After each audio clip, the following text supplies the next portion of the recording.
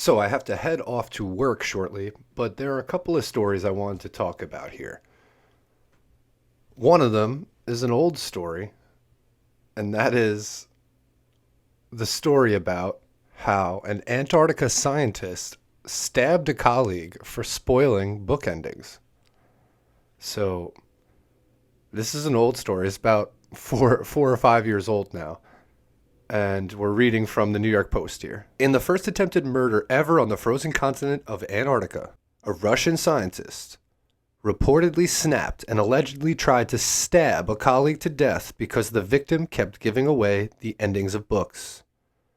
Sergei Savitsky had been trying to use literature to pass the lonesome months at Bellingshausen Station on King George Island, but his colleague Oleg Bologazov was making it impossible to enjoy his hobby. He kept telling him the endings of books before he read them, the Sun reported, citing an unnamed source.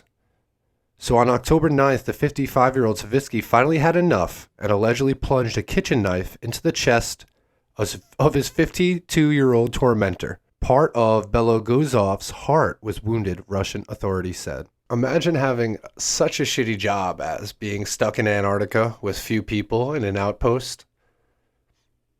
And then imagine being stuck there for years on end with a guy who is such a douche that he spoils the endings of your books because that's all they have there. All they have there are two Russian TV channels, a gym to exercise, or reading in the research library.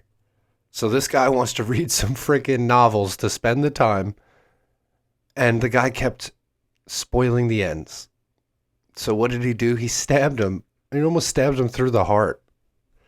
It's one of the most Russian stories I've ever read. It's amazing. The moral of the story is that you don't spoil things for people, especially if there's just the two of you working in a research station somewhere. Jesus. What's the matter? The CIA got you pushing too many pencils? Huh?